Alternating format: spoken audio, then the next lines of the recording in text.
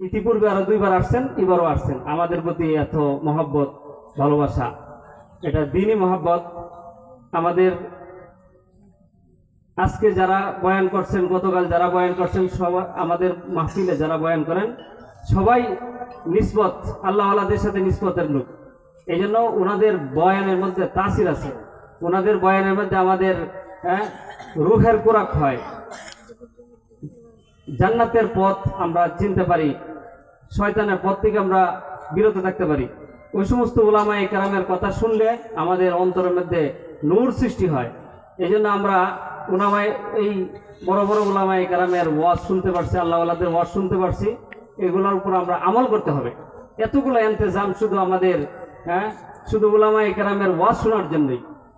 এখন আমরা যদি ওয়াজ শুনি ঠিকই, কিন্তু আমল যদি না করি তা আমাদের কোনো লাভ হবে না। তো বিশেষ করে আমাদের উলামায়ে কেরাম আমাদেরকে সময় দিয়েছেন, ওনাদের শুকর আদায় করতেছি। আপনারাও আমাদেরকে সময় দিয়েছেন, এই জন্য শুকর আদায় করতেছি।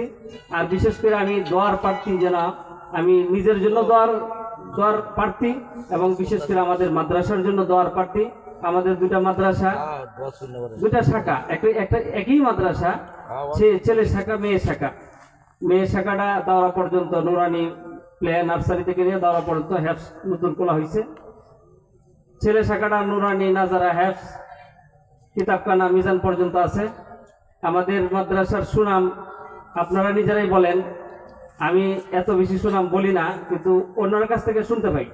এই জন্য আমরা মাদ্রাসার প্রতি আপনাদের ধারণা ভালো। এই জন্য আমাদের মাদ্রাসা যেভাবে উন্নতি হয়, তরক্কি হয়, আমাদের মাদ্রাসা একটা জায়গাও কিনা হয়েছে। জায়গার মধ্যে যেন আল্লাহ তাআলা ওয়াসাআত দান করেন। আল্লাহ তাআলা যেন এই নিজস্ব জায়গার মধ্যে আল্লাহ তাআলা বিশাল আকারে, এই যে নানপুর হযরতরা আসছেন, নানপুরের কি অবস্থা যারা গেছে তারা জানেন। সামনে 4-5 তারিখে মাহফিল আছে, আমরা অবশ্যই যাব। হুজুর তো দাওয়াত দিতেছেন, অবশ্যই যাব। ওনাদের দাওয়াত গ্রহণ করা মানে আল্লাহ তাআলার ওনাদের জায়গা যাওয়ার মানে আল্লাহ ওয়ালাদের স্থানে যাওয়া। এই জন্য আমরা যেন ওনাদের দাওয়াত গ্রহণ করতে পারি, নানুপুরে যাইতে পারি। নানুপুর গেলে দেখবেন যে কত বড় বড় মাদ্রাসা চিটাঙ্গে।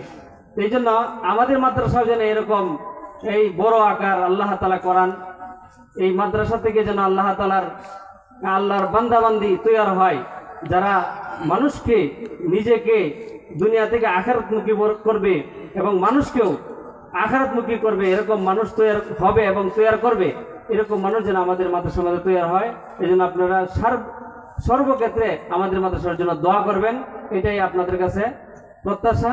আল্লাহ তাআলা যেন আমাদের এই মাহফিলকে কবুল করেন এবং সদা সর্বদাই যেন আমরা দ্বীনের পথে থাকতে পারি, এই জন্য আমাদের জন্য দোয়া করবেন। আল্লাহ তাআলা আমাদের সকলকে তৌফিক দান করেন। এখন আমাদের হযরত বয়ান করবেন, বয়ানের পরে দোয়া হবে।